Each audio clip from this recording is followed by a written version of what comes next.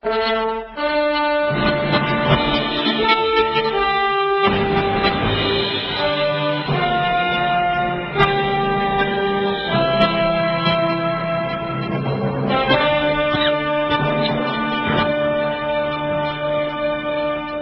back to Shattering Myths. It's my pleasure to welcome back Scott to the program. Most of you who are listening, long-term listeners, know Scott produced the Shattering Myths program for some time. He's going to introduce the story that has made headlines around the world about Donald Sterling and his moronic comments. And we also have Aaron with us. Aaron currently produces the program and joined us last week when we talked about sports in the news. Both guys are going to soon have their own sports talk show called View from the Couch. And so let's begin. Scott, why don't you tell us what caused the uproar over the weekend? Okay. Back on the 25th of April, a transcript was released by a V. Sterling that had the Clippers owner, Donald Sterling, or V. Stiviano, that had a Donald Sterling, who is the owner of the Clippers, on it, making some... Before we go on, this woman that has released this tape, is she an ethnic individual? Is she Caucasian? Is she Hispanic? Is she African American? I believe that she is mixed. I believe she is a mixed race woman. She is a minority. She is Hispanic and African American, right? That's correct. That's the answer to the question is she is Hispanic and African American, and she is in her 20s, and Donald Sterling is 80, correct? Yeah, he's old. Okay. All right. And by the way, Donald Sterling is married. He's not divorced. He's married. And is it not also true that this woman who turned over this tape is being sued by Donald Sterling's current wife for embezzlement? Yeah, that's correct. Okay. All right. So now we have this tape. By the way, can I ask you another question before we talk about what's on the tape? Are you aware of whether or not it's legal in America to record in any way a conversation that you're having with someone without their permission? It is illegal. Correct. Okay. Which is why, even now that I'm in the sales part, if I'm going to record a call, I have to let them know that I am recording this call. Correct. So. Yes.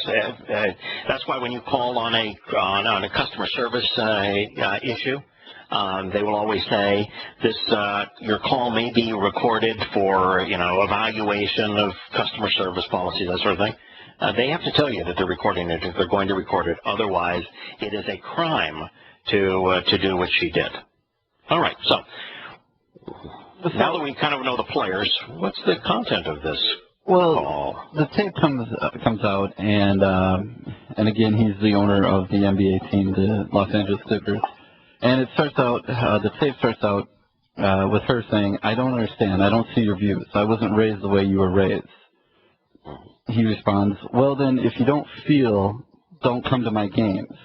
Don't bring black people and don't come." She responds with, "Do you know that you have a whole team that's black that plays for you?" And he responds, You just, do I know? I support them and give them food and clothes and cars and houses. Who gives it to them? Does someone else give it to them? Do I know that I have? Who makes the game? Do I make the game, or do they make the game?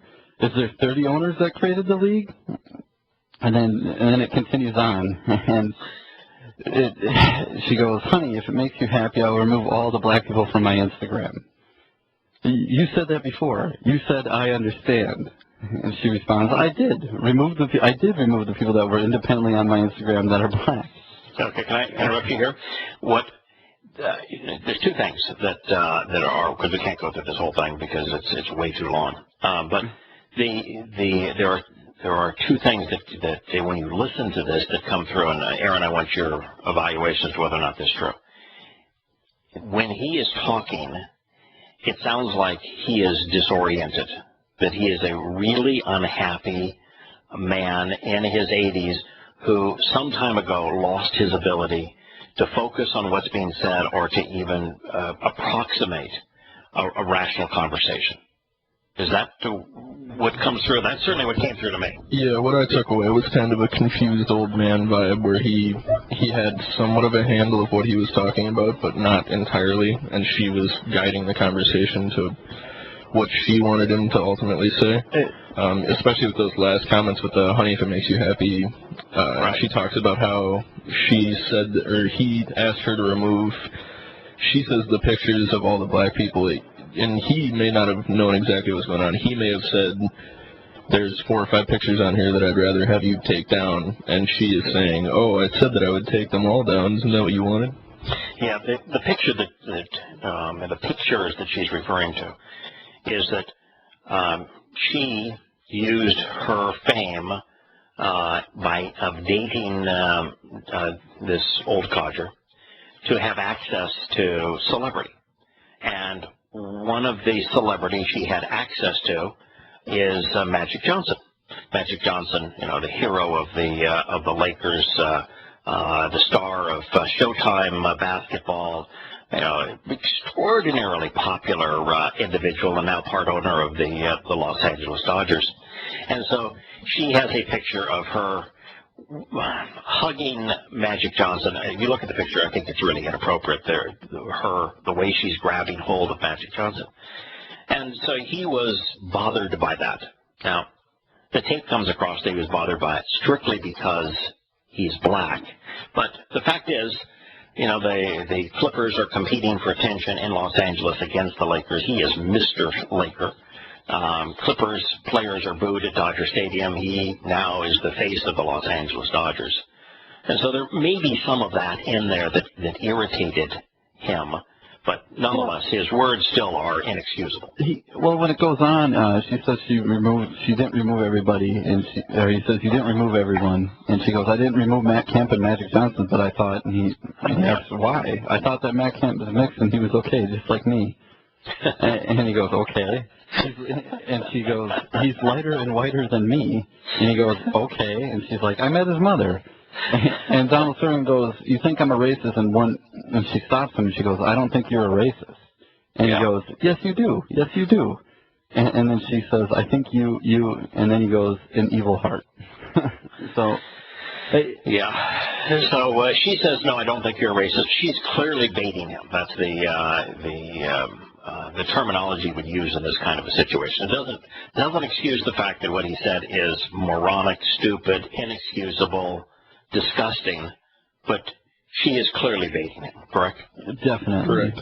I'd also like to add that she was uploading all these pictures through Instagram. Her Instagram was actually private. You had to have approval to view anything that she was posting up until a day or two ago, and now she's in the spotlight, so she made it. Oh, yeah. Are you guys aware that when Donald Sterling's current wife brought litigation against her for $1.8 million worth of embezzlement, and what she's saying is this woman is taking advantage of a man that cannot think clearly, and that he has lavished gifts on her because she's able to manipulate him, is the basis of the suit, which sounds like a conversation to me. And that she told both Sterling and the current wife that she would get even. She would make certain that they paid for that. And then we have this tape released. Yeah, that all adds up fairly nicely. Yeah. At the same time, with that said, she has a history, but Sterling also has a pretty horrible history as far as racial problems go. Okay, let's talk about that. Let's talk about the three, because we've had two actually thrown in our face all weekend long. Let's talk about both of them. What was the first? The first was the slumlord accusations. Okay. Not a slumlord accusation, actually. Yeah, it's an accusation that and he's a real estate developer. That's what he does. That the apartment building that he built in Koreatown did not have as many African Americans and Hispanics as you would think, all things being equal, based upon the population of Los Angeles, that you would expect to be in an apartment building. That was the case that Los Angeles sought to bring against him. Okay? So I would ask you a question. If you are a racist, why would you build apartments in Koreatown? You wouldn't. Okay, now let me ask you another question. This case was brought against him about 7 or 8 years ago. How many 70-year-old billionaires do you know who would spend their days in the office of one of hundreds of apartment complexes that he owns, deciding who should and should not be allowed in? You would at least hire that out, you would think. None. Zero. None. So he himself didn't influence who got to live there in terms of him making a decision. However, with that said, he could set, being that he does control policies and stuff, he could set certain policies to make it work. So let's think about that for a moment. Are you aware of the friction between the Korean American community in Los Angeles and the African American community in Los Angeles? I am not aware of that. A little, not a whole lot. I know that during the race riots there was some bad blood as well. Yeah, it's spilled over as blood. What happened is that a disproportionate number of robberies of Korean stores, and the Koreans have lots of stores in Los Angeles that serve, all ethnic groups, and have, fine relationships with all ethnic groups as part of their customers, but they're disproportionately robbed by blacks who are armed. And so the Korean store owners decided the best way to deal with this was to arm themselves. And so when they were robbed, they had a tendency to shoot the would-be robbers. And it created really tremendous animosity between the Koreans and the African Americans in Los Angeles. There's a lot of prejudice now between the two groups, and that's the basis of it. Now, if you were building an apartment in Koreatown, and most of these buildings, the way the apartments work is that the manager of the apartment is the one who decides, who's going to rent a unit. If there's a limited number of supply, more demand than there is supply. If there's not enough demand, anybody that wants to rent one gets one. But if there's more demand than there is supply, it's usually someone who has been given a discount on a unit and is paid a smaller amount of compensation based upon the discount that actually becomes the manager. Wouldn't you think in Koreatown that manager would have been Korean? Probably. Would they have brought perhaps their own prejudice into this? Oh, definitely. Yeah. We'll return with the other case of prejudice against Donald Sterling when Shattering Myths continues.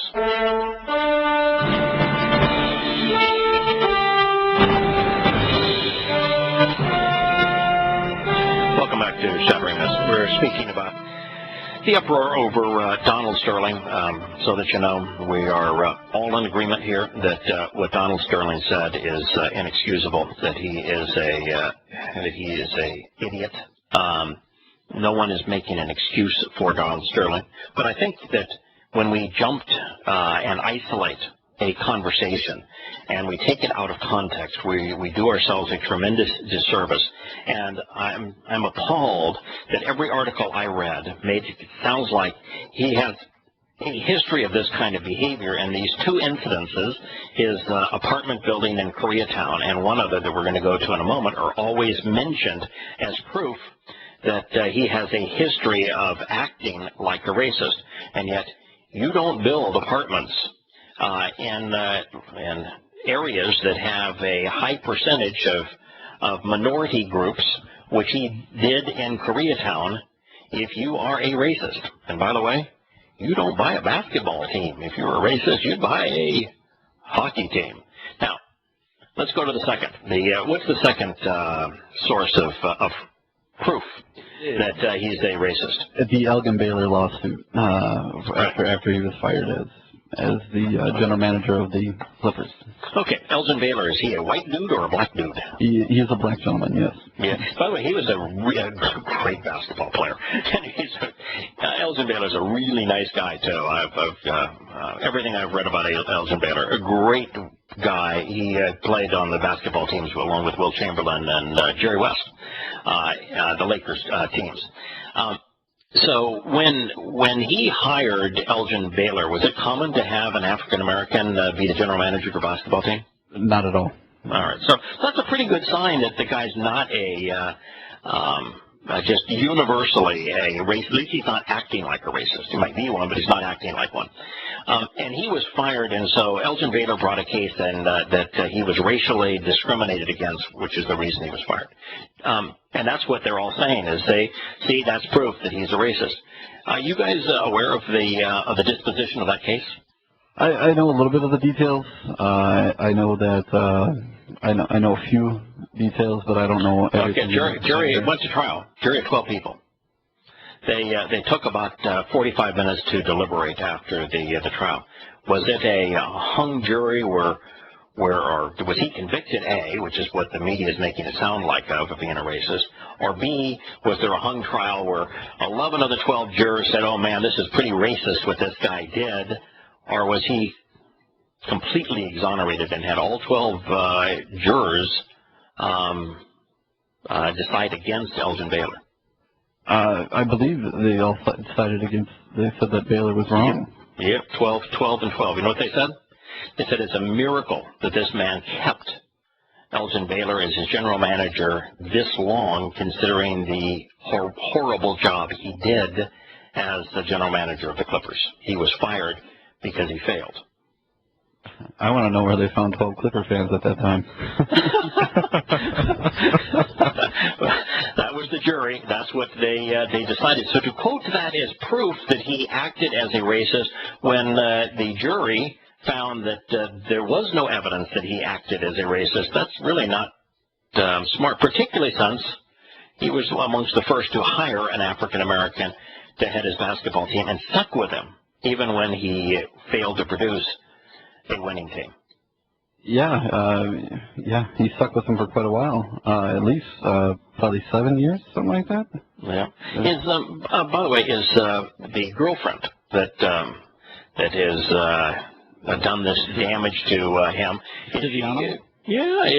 She's a woman that's half Mexican and half African American, isn't she? Yes. If you're a racist, is your girlfriend if you're a racist against blacks and Hispanics, would you be dating a woman who is half black and half Hispanic? Nope. Not unless you're out of your mind, right? I would say no, but at the same time, slave owners had, okay, but since there's no owning her, would you lavish $1.8 million worth of gifts on a woman that was black and Hispanic under those circumstances? I don't think I'd lavish $1.8 million of gifts on anybody, no matter their color. I'd agree with that. Yeah, there you go. Well, I'm married. I don't know how much jewelry I bought my wife over the years, but investing on beautiful things to make your wife happy is I've actually found is a pretty wise thing to do. I'm certain it doesn't total that much. But so what we have so far is actions say not a racist, words say is a racist. Which should speak more loudly? We'll be back when Shattering Myths continues after the commercial break.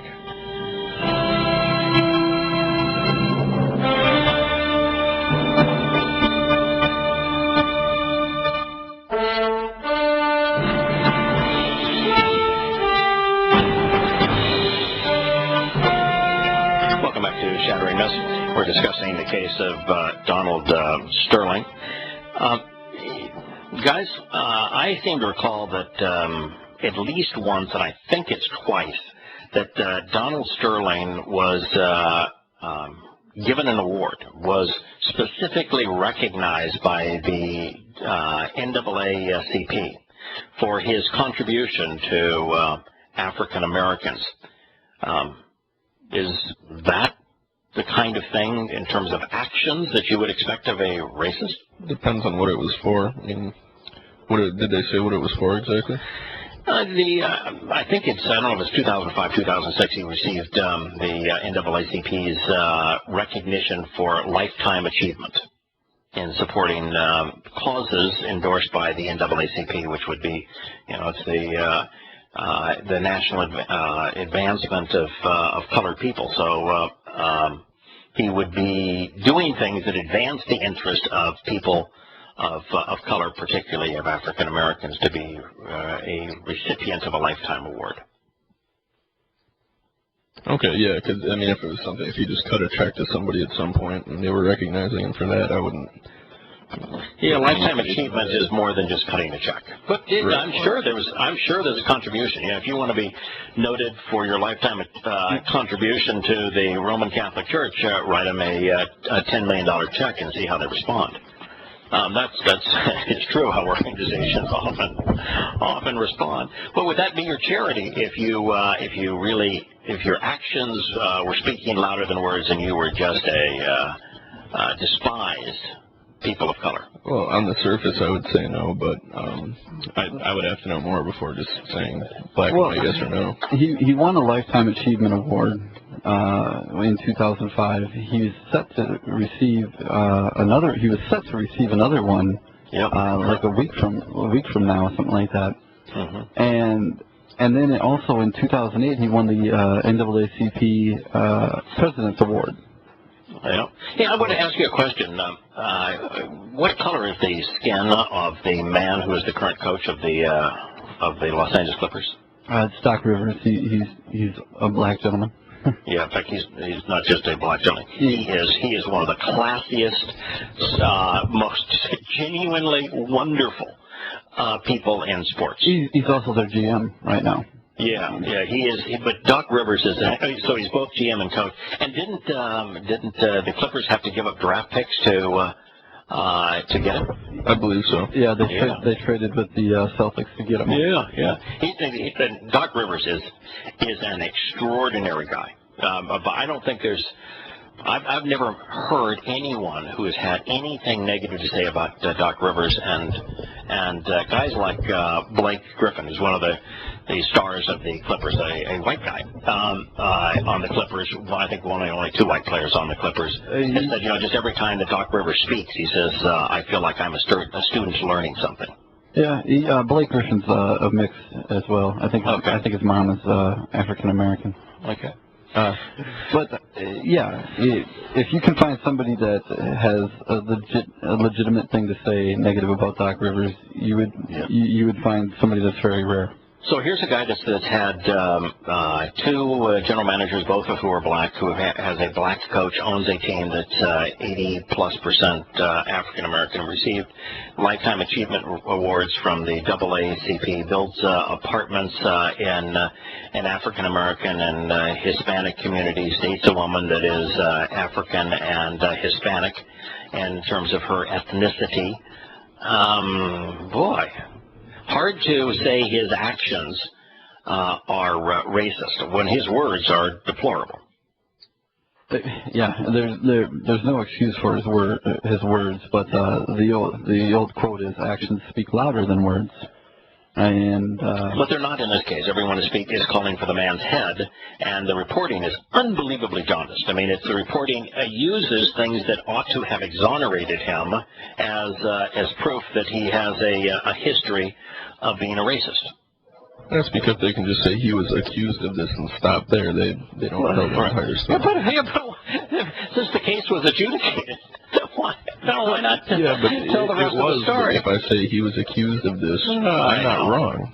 Yeah, in the cases that with the apartments in Koreatown, he agreed to pay a fine that was a couple of $1 million. And you might say, okay, well, that's proof that he was acknowledging that he was guilty. No. Most settlements are settled because if you're being sued by a public entity, they bleed you to death. I mean, they're spending money that you're paying them against you, and there is just no way to prevail. And so a good lawyer will say, if you have a chance to settle this as opposed to going to trial, they will bleed you dry. The cost of defending this against a public entity in court is so egregious that almost every business settles rather than having to go to trial against a public entity. And also, if you hire somebody to do work for you and that person behaves improperly, the business owner is responsible for the improper behavior of employees. So, yes, he did settle. It should not be an indication of guilt. No, it shouldn't. A lot of people settle things for things that they have a lot more control over. Now, you proposed a theory during the break, Scott, that I thought was really interesting. She's buttering up to and hugging, almost in an inappropriate way, Magic Johnson, and she has illegally released a tape incriminating the owner of the Clippers. What was your implication there? Again, it's all speculation. And Magic Johnson and the people that he bought the Dodgers with, they've wanted to buy a NBA team for quite some time. The Guggenheims. The Guggenheims, yes. They wanted to buy an NBA team. They were trying to buy the Lakers from the Buss family, and the Buss family told them, "We're not selling." Correct. Well, now the dialogue throughout the country is that Sterling should be forced to sell the Clippers, and if you want to buy a team, and you're definitely going to want them in LA, forced to sale. What's the easiest way to make a team available than having Donald Sterling beat Donald Sterling on tape? No, I know. Yes. That's my theory, and I don't like that because now Wojnarowski from Yahoo came out with an easy remedy for this is to sell the Clippers to Magic Johnson. Yeah, of course. Well, if that jump right to it. Yeah, jump right to it. Then just connect the dots, and you can see that there is great likelihood that your scenario is true. That's my thinking on this, is that there's a lot more connection between Stiviano and Magic Johnson than just that picture. Yeah, she actually claims that Magic Johnson is her friend. Well, and it may well be that Magic Johnson was the person that introduced her to Sterling. So we don't know that. That's all speculation, though. That is all speculation. She claims on the tape that they were buds. So you always follow the money if you want to know cause and effect. By the way, still doesn't excuse the fact that he is a man that is out of his mind. He has long since lost the ability to think, to communicate, and I've got to tell you that as I listen to him, although his thought process is much more deteriorated than my father's ever was. My father was a racist, and the kinds of thoughts that he shared would be very similar to the thoughts that my father would have communicated. My father and I got into a major disagreement that just had me saying, I don't want to be associated with you anymore. And I haven't talked to my father. I think he's still alive, but I haven't talked to him in over a decade. And I had to work my way out of that being brought up a racist. I'm sorry, my father was brought up a racist, and he stayed a racist his whole life. And I had to work. And in other words, reasons to fall back into the trap. When I was attending school at USC, I was mugged 3 times, all by African Americans. 1 with a knife, 2 with a gun. And so you're saying, oh boy, maybe he was right. And yet, I fought through it because I rejected everything my father stood for, and ended up having many of my best and favored relationships being with people of different ethnicities, and found it to be one of the greatest joys of forming friendships with people who come from different communities and cultures. As well, which is the right thing to do. And again, good call by you for doing the right thing. Well, it wasn't necessarily a good call. It's just that I rejected what he stood for, but it was work. I had to expose myself and do the opposite of what I had been brought up into doing. It's just that And, I was fortunate maybe that all the people that I met of various ethnicities were just wonderful. I mean, I had a business where I was constantly in Taiwan and in Hong Kong and in China. And wow, the quality of the relationships was just astounding. And in my businesses, I would go out of my way. If two equally qualified people applied for the job, I went back in the time when I still had some say as to who was hired. You get a business, they grow beyond, 100 people, and you don't have any say in who's hired. But during this day when they were small, and I could influence hiring, two equally qualified people applied for the job, and one person came from a minority. I always gave them the job. I just realized that they would add something to our culture, that they had to overachieve to be in that position, and I just found that 100% of the time, it turned out to be the right call, that we were enriched by their contributions. And like I said in the break, if you just completely disregard entire segments of people because of their skin color or where they were born or things of that nature, you're going to miss out on just... So long as you don't go the one next step, which is we have this tendency to say, or their religion, or their politics. When you move to ideologies like religion and politics, we ought to be discerning. Well, they're discriminating as it relates to what is the nature of a religion. Where if you're right, if you're blind to skin color, you are always better served. But if you look at the way people are responding, rather than being blind to skin color, the people that are railing against him are elevating the importance of skin color. I think we should be blind to it.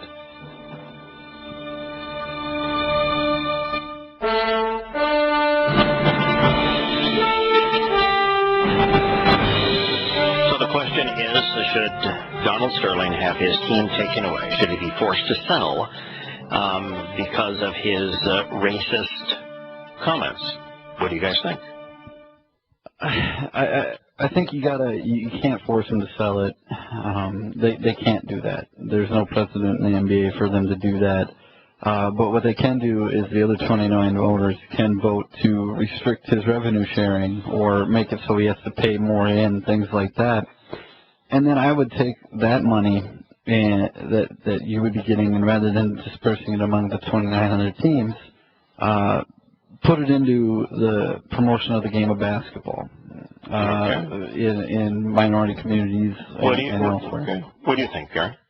I don't like the precedent of punishing him for, what he did is morally wrong, but it's not illegal. It wasn't really related to the team at all. And if you do this, what you're saying is now if any of the owners do something that we don't like, we're going to start taking away their revenue sharing. Yeah, beyond just owners, people in general. Right. So it becomes a de facto crime punishable by public opinion to say something that's outside the lines of political correctness. Yes, and I think that setting that precedent would do way more damage to the league than he's done. Yeah, we have Glenn on the line, and by the way, I would agree with you. If I were the NBA, I would have nothing to do with him. He's tarnishing the brand. But I think when you then punish somebody in this circumstance, you do set a precedent which could backfire, depriving people of their freedoms of expression.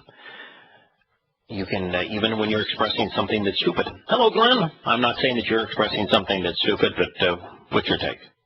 The day is young. Give me a chance. That's fine. Okay, so this is coming from someone who doesn't give a rat's back about professional sports, who doesn't see character development for youth in it or anything like that. Okay. The guy doesn't see, like Seth said, actions speak louder than words. The man got these awards. He's a shrewd investor. He invested in apartment complexes that would easily be filled, Right. So I don't see the racism. What I see is a semi-senile old codger who's an adulterer and a classist, not a racist. His objection about her, number one, he's just plain jealous because she's going after the younger guy and hanging out with the younger guy. And number two, he's just a classist because the players, You know, you're Right. with me. Don't be nodding with the talent. It's that simple. Right. Right. Yeah, I think there is a lot of classist there. This idea that who's making the funds available, who made the league,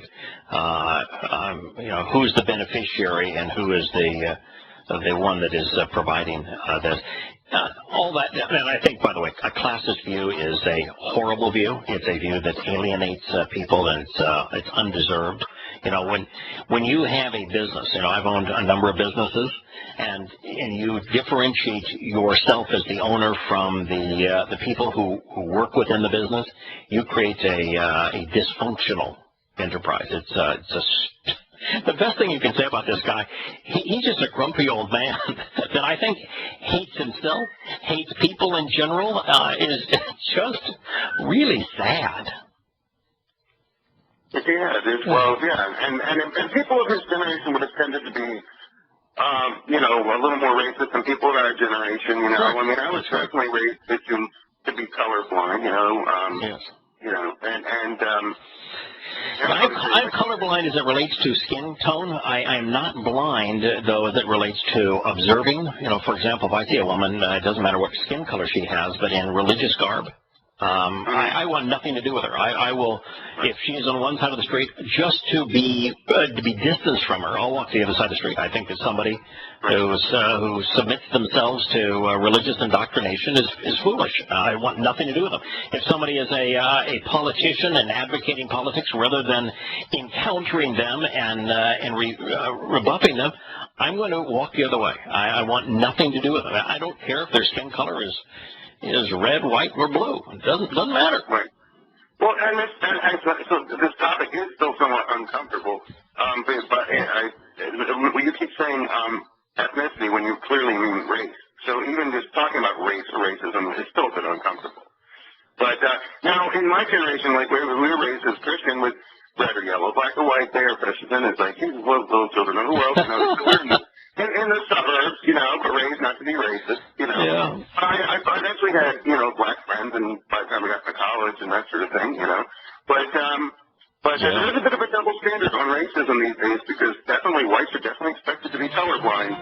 Yes, but what's interesting now, Glenn, is that there is, when polls are taken in terms of racist viewpoints, there's a much more deeply held and wider example of racism of African Americans towards whites than there is the other way around. And so racism isn't a one-sided thing of Caucasians against people of color. It's also amongst people of color. We'll be back.